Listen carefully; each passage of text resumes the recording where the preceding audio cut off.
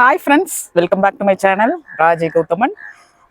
இன்னைக்கோட vlogல வந்து நீங்கள் மாடியை எப்படி நான் சுத்தம் பண்ணுறேன் அப்படின்னு தான் பார்க்க போகிறீங்க. கிட்டத்தட்ட 8 வருஷத்துக்கும் அதிகமாக வந்து நான் மாடி தோட்டம் நடத்துகிறேன். அப்படி நடத்தும் போது இவ்வளோ தொட்டிகள் வச்சுருக்குறோம், இவ்வளோ மழையிலேருந்து கீழே இறங்கும். இருந்தாலும் ஒரு இடம் கூட பாசி பிடிக்காம சீலிங்கில் ஒழுவாமல் எப்படி வந்து நான் பாதுகாப்பாக வச்சுக்கிறேன் பார்த்தீங்களா? அதுக்கு வந்து ஒரு சில டிப்ஸ்லாம் வந்து இருக்குது. என்னோட பழைய வீடியோஸ் செக் பண்ணி பார்த்தீங்களா நிறையா வரும். பொதுவாக மாடியை டைம் இருந்தால் என் பையன் கொஞ்சம் க்ளீன் பண்ணுவான், பகுதியாக என் பொண்ணு பண்ணும், நானும் பண்ணுவேன். அந்த மாதிரி நிறையா நடக்கும். அப்படி க்ளீன் பண்ணுறதுக்கு நான் என்னென்ன யூஸ் பண்ணுவேன் அப்படின்னா இதை காட்டுங்க. தொடப்பம், அதுக்கப்புறம் இந்த மண்ணல்ற கொளுறு, இது வந்து பெயிண்ட் அடிக்கிற ப்ரஷ்ஷு, இது ரொம்ப முக்கியம். இது நல்லா ஒரு டீப்பாக வந்து தரையை சுத்தம் பண்ணும். அதே மாதிரி இது ஸ்டெயின்லெஸ் ஸ்டீல் இல்லை, அலுமினியம் மரம் அப்படின்னு நினைக்கிறேன். எப்பயாவது ஒருத்தவங்க வயசானவங்க வருவாங்க, ஜெயம்னு, வருஷத்துக்கு ஒரு தடவை தான் வச்சுக்கோங்களேன். அவங்கள வச்சு இந்த மழை காலத்துல நான் என்ன பண்ணுவேன், அந்த தொட்டி கடியில கையிலேயே அந்த இலையெல்லாம் மட்டும் எடுக்க சொல்வேன். அது அப்படியே ஈரமாய் தேக்கமாய் இருக்கும்ல. அதனால ஒரு 6 மாசம் மழை காலம்னா ஒரு 3 மாசத்துக்கு ஒரு தடவை அதை மட்டும் செய்வேன். மற்றபடி நான் தான் எல்லாமே. இப்ப இதை காமிங்களேன். இது என்னன்னா, நான் நிறைய பிடுங்கி போட்டேன். காஞ்சி போன முருங்கை மரத்துல இருந்த கொம்பு, கொத்தரங்காய், தேவையில்லாத கீரைகள், இதெல்லாம் வந்து நான் பிடுங்கி போட்டேன். இப்போ இந்த முருங்கைக்கலையெல்லாம் நான் உடச்சி விட்டு இங்கே போட்டேன்னா இது நல்லா தளைஞ்சிருக்கு பாருங்க. எப்படி இது தளைஞ்சிருக்கா, சூப்பராக வந்து வருது. இது வரைக்கும் மாடி தோட்டம் ஆரம்பிச்சதுலேருந்து முருங்கைக்கீரை போய் யார்கிட்டையும் கடனுக்கு கேட்டதில்லை. கொடுங்க முருங்கைக்கீரை கொடுங்க, நான் சமைக்கணும் அப்படிலாம் நான் கேட்டதே இல்லை. வாரத்துக்கு ஒரு தடவை எனக்கு முருங்கைக்கீரை கரைச்சிட்டே இருக்கும். அது யாழ்ப்பாண முருங்கை மரம். இது வந்து முருங்கைக்காய் கொடுக்குற ஒரு முருங்கை மரம். அந்த மாதிரி இப்போ நம்ம பெருக்கும் போது என்னாச்சு, இந்த காஞ்சி போனதெல்லாம் மார்ச்ல எடுத்து போட்டோம்னா ஒரே நாள்ல காஞ்சிரும். அப்படியே காஞ்சி போயிடும். இப்போ 26ல இருந்து 27 தான் போகுது. அதனால என்னன்னா, இது காயவே மாட்டேங்குது. தோட்டம் வந்து கொஞ்சம் அசிங்கமாயிட்டே இருக்க மாதிரி இருக்கு. இங்க வேற தினமும் மழை பெய்யுதா. அதனால இப்ப நம்ம என்ன பண்ணணும், இந்த மாதிரி காயில அப்படின்னா எல்லாத்தையும் ஒன்னா சேகரிச்சு குப்பையில போட்டுடணும். இங்க பக்கத்துல ஒரு காலி இடம் இருக்கு, நான் அதுலதான் போட போறேன். காலி இடமா இருந்தாலும் அதை வந்து குப்பையா ஆக்கக்கூடாதுன்னு நான் நினைப்பேன். அதனால தான் நான் என் இடத்துலயே போட்டு என் இடத்துல எரிச்சிருவேன். அதாவது இது காஞ்சதும் எரிச்சிருவேன். அங்கே ஃபார்ம் ஹவுஸ்லேயும் நான் அப்படி தான் பண்ணுவேன். தேவையில்லாத புல் எல்லாம் வருது பார்த்தீங்களா, அதை நான் என்ன பண்ணுவேன், நானே என் இடத்துல ஒரு ஓரமாக வச்சுருந்து எரிச்சிருவேன். 20 நாள் கழிச்சு தானே போகிறேன். 20 நாள் கழித்து அது காஞ்சிருக்கும். அப்படியே கொளுத்தி விட்டுருவேன். கொளுத்தி விட்டுட்டு அந்த சாம்பல் எடுத்து மக்க போட்டுருவேன். அப்படியே திருப்பியும் அதில் ஏதாவது இலைத்தலைகள்லாம் சேர்த்து திரும்பவும் வந்து நான் அதை செடிக்கே போட்டுருவேன். ஸோ அந்த மாதிரி தான் இதோட கதையும். ஆனால் இது மண் இப்போ கூட மழை தூரி இருக்குங்க, ஒரு 5 நிமிஷம் 6 நிமிஷம் தூரி இருக்கு. அதனால என்ன ஆகுது, இந்த குப்பை இருக்கு பார்த்தீங்களா, குப்பை மீன்ஸ் தேவையில்லாத செடிகள் அது இதெல்லாம், இதை வந்து டிஸ்போஸே பண்ண முடியல. அப்போ இதுதான் வழி. அங்கே போட்டோம்னா அங்கே காஞ்சிட்டு கிடக்கும். இப்போ பாருங்க, இது எல்லாத்தையும் நான் கிளியர் பண்ணிட்டேன்னா இந்த இடமே வந்து சூப்பராகிடும். வசதி வாய்ப்பு இருக்கவங்க 4 மாதத்துக்கு ஒரு தடவை 6 மாதத்துக்கு ஒரு தடவை யாரையாவது வச்சு நல்லா க்ளீன் பண்ணலாம். ஆனால் அதுக்கு நல்லா காசுலாம் நிறையா ஆகும்ல. நான் அந்த மாதிரிலாம் பண்ண மாட்டேன், நானே சுத்தம் பண்ணிடுவேன். இது பாருங்க, இந்த மண்ணு தானே, இதை வந்து நம்ம கம்போஸ்டில் போட்டுடலாம்.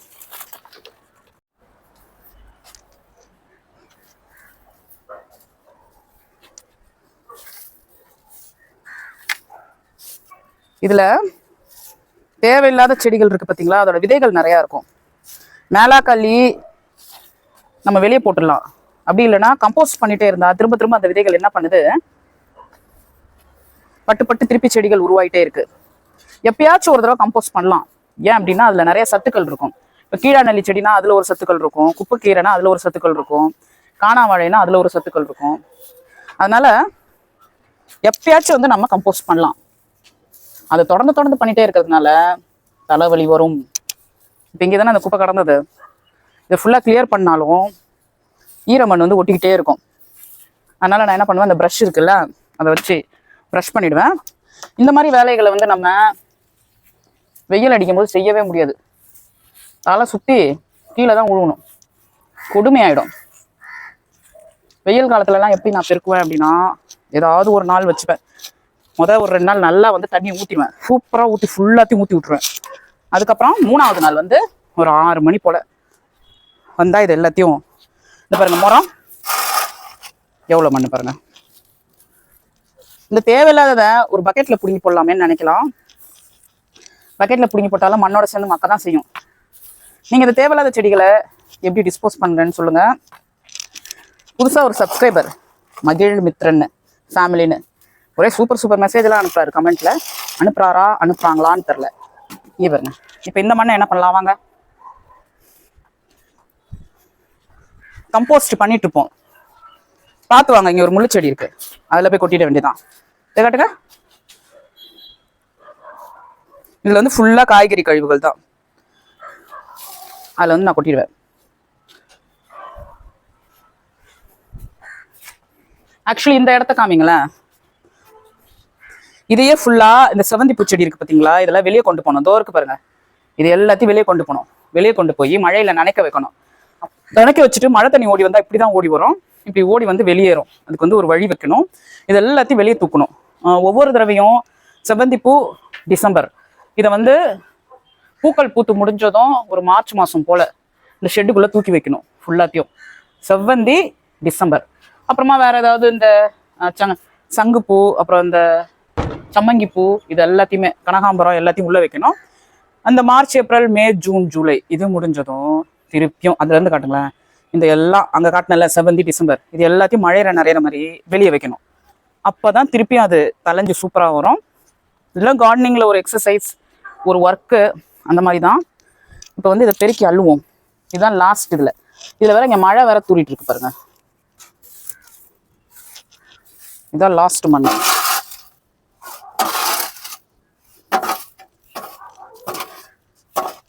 மழை பெஞ்சதுன்னா மீதிலாம் அடிச்சுட்டு ஓடிடும்.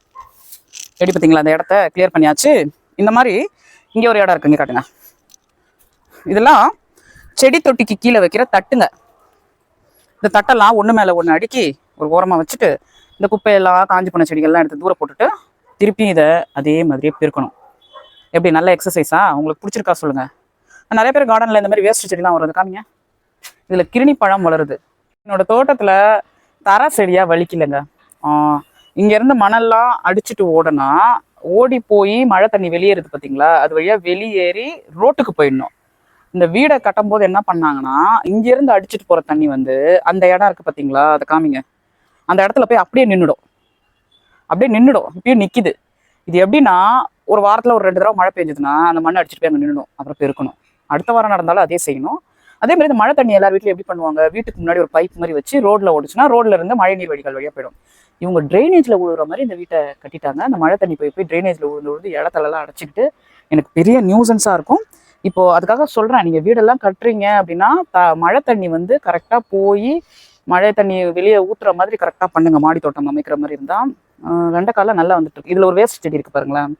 இதில் கிருணி பழம் போகுது. அதில் வந்து ஒரு வேஸ்ட் செடி வருது. இதை கிருணி பழம் வச்சிருக்கு பாருங்க. அதை பாருங்க. கிருணி பழத்துக்கெலாம் நான் பாலினேஷன் செய்யறதில்ல, அதுவே தான் வரும். புரியுதுங்களா? இல்லைங்க, ஏன் ஆடுறீங்க? இது ஒருக்கு பாருங்க கிருணி பழம். இதுக்கு நான் மகரந்த சேர்க்கை செய்யறதில்ல. வேஸ்ட் செடி எப்படிங்களா காட்டுங்க. இதில் ஒரு வேஸ்ட் செடி இருக்குது இந்த கிருணி பழத்தொட்டியில். அது எப்படி அதில் வளருது இப்படி அப்படின்னு எனக்கு நினைக்கும் போது ஒரே ஆச்சரியமாக இருக்குது. மண்ணெல்லாம் எந்த காலத்தோ மண். இப்போ போய் நான் நர்சரியிலலாம் எப்பா வாங்குறதே கிடையாது. பாருங்க, இந்த மாதிரி வளருது.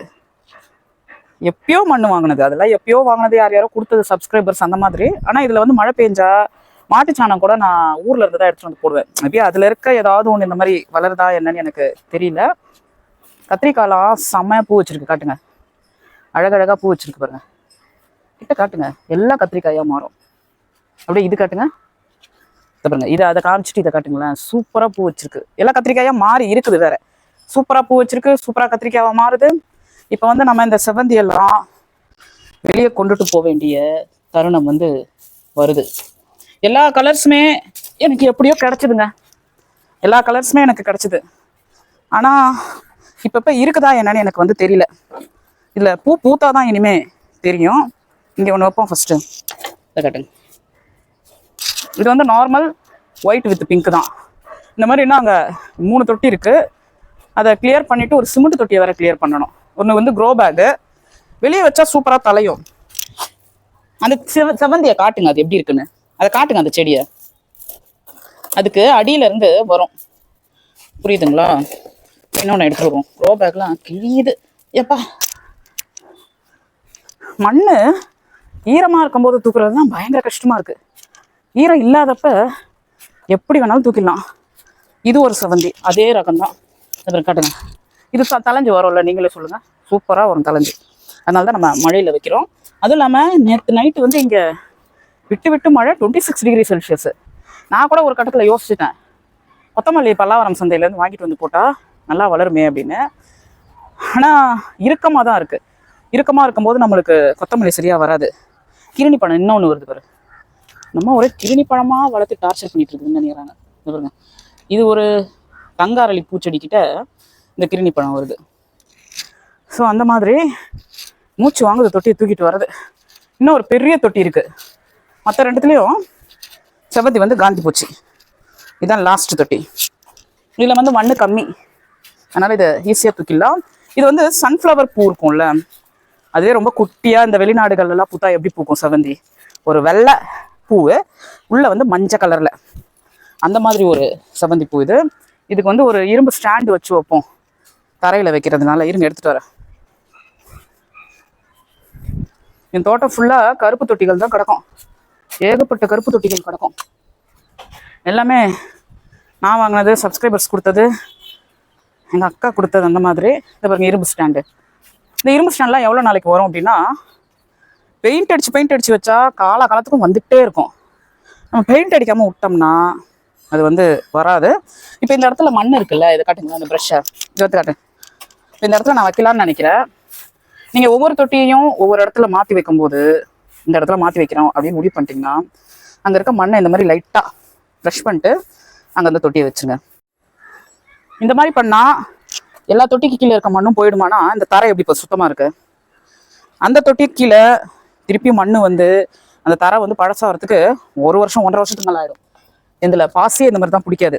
இப்போ இதை வந்து எங்கேயாவது கிளியர் பண்ணுறேன்னு வச்சுக்கோங்களேன், இதுக்கு கீழே நான் ப்ரஷ் பண்ணிவிடுவேன்.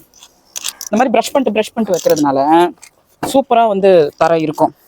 இப்போ இந்த மண் இருக்குது பார்த்தீங்களா, இது பாருங்கள், இந்த தொட்டியை சுற்றி இதை நான் முறத்தை வச்சு அள்ளிடுவேன். இங்கே கூட அதே மாதிரி ஒரு இரும்பு ஸ்டாண்ட் இருக்குது பாருங்கள். இதில் கூட ஏதாவது செடி வைக்கலாம். இந்த இடத்துல வச்சு வைக்கலாம். இந்த பாருங்கள், இங்கே வச்சு வைக்கலாம். ஸோ அந்த மாதிரி தான் இன்றைக்கி விலாகு. மூச்சு வாங்குது. நம்ம முடிக்கலைங்க, அங்கே இருக்க தொட்டியை தான் தூக்கிட்டு வந்தோம். அந்த இடத்த உட்காந்து இப்போ ப்ரஷ் பண்ணி ஆகணும் பெருக்கி. நேற்று நல்லா மழை பெஞ்சதுன்னு சொன்னேன்ல, ஆனால் ஃபெர்டிலைசர் இருக்குது.